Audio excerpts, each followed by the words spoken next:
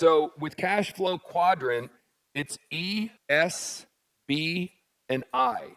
So E is being an employee. That's what virtually everyone does. So if you're busting your ass and you're an employee and you're putting in a massive amount of effort, that's great, but the chances are you're not going to get anywhere. As an employee, you have no equity. If you have a fixed salary and you're phenomenal at what you do, you're like world class at what you do, you're the best on earth at what you do, but you have a salary only, it doesn't matter if you're the best in the world because you're still going to get the same salary. So I'm not telling you shouldn't have a job. What I'm saying is you have to understand that if you stay in the employee part of this for the rest of your life, and you can read the book, you don't have to take my word for it. He backs it up with a ton of statistics and raw data. But the odds of you becoming wealthy if you stay an employee are very, very low. Most people are employees, and then they go to self-employed.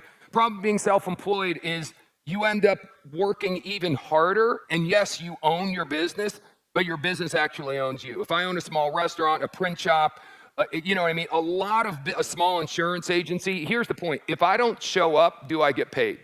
If I didn't work for a month, would I still get paid, or would your business completely crash and burn if you didn't show up? So being self-employed gives you tax benefits. There's a number of things that makes being self-employed better than being an employee, but understand and don't miss that self-employed still includes the word employed. Self-employed, but you're still employed. Now, business owner is where you have other people contributing to your income. It's where a business functions even if you're not there doing it all day, every day. So a lot of you are trying to be like the center of your business. Here's the thing.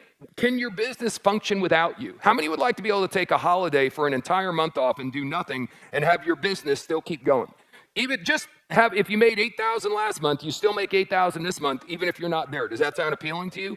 That's never going to happen if you don't start thinking like a B business owner. So again, business is all about systems and it's all about duplication. I'm just giving you a little run through right now. Read this book and you'll get much more. But that last quadrant is what I'm trying to get to, where you're investing. So here's the thing that most people don't understand. With my kids, I taught this, but now like I'm even more like on it with Sarah's little boys because I realized that I should have been more intense about it with my own kids. Sometimes we learn through mistakes. So when they just started getting like a little money here and there, allowance for doing this and that. So the other day, one of them got $10. So when they get their $10, 30% of that goes into, 10% goes into tithing. That's just the way we live our life. And the other 20% goes into savings. And then the other 70%, they can do whatever they want to. But this is non-negotiable. Now, man, I got to tell you, I had one angry 9-year-old. This kid was unhappy when he got his $10 and he wanted to go to his favorite video game and get $10 worth of Robux. And I was like, nope, you can get 7. But he goes, well, you can't buy 7. You can only buy 10. I go, well, you better go back to work, dude, because you don't have $10. You've only got 7. Because 30% goes over here, whether you like it or not. It's a law. It's a law of ratios. Now, again, he can be pissed off at me for the next couple of years. When he becomes an adult, if he lives on 70% of his income and he learns to invest that money, here's what happens. Then you get to be in the I quadrant.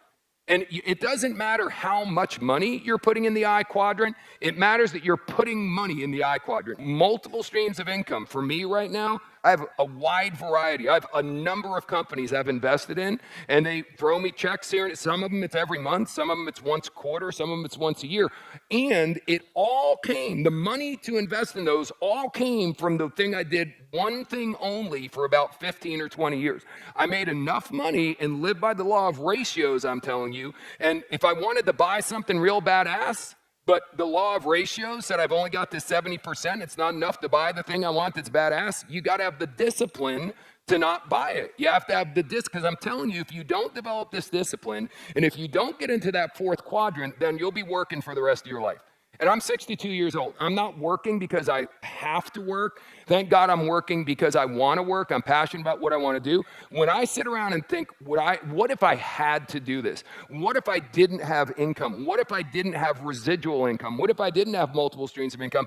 And at 62, I had to work. I'm only where I am now because years ago, I learned this stuff and I was disciplined. Long story short, 5 more hours a week either working 5 more hours at your job to get better at it so you get a raise, so you raise your income, 5 hours doing a side hustle, whatever it is, but be very deliberate and intentional with those 5 hours. You don't waste 1 minute of those 5 hours. Those 5 hours, you give it 100% of everything you've got, and then really focus on putting some money aside so you can get into that fourth quadrant.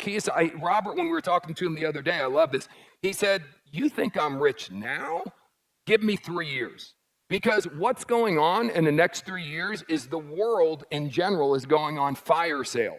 The world is going on bankruptcy sale. Now, if you don't have any money to invest, how is that going to help you? Not at all. That's what's going to happen. You've heard the expression, the rich get richer. The rich are going to become staggeringly, insanely, stupidly wealthy, but people like you and I also have the opportunity to do the same thing. But we've got to have discipline, and you got to have some way to generate some extra money so you get into that fourth quadrant.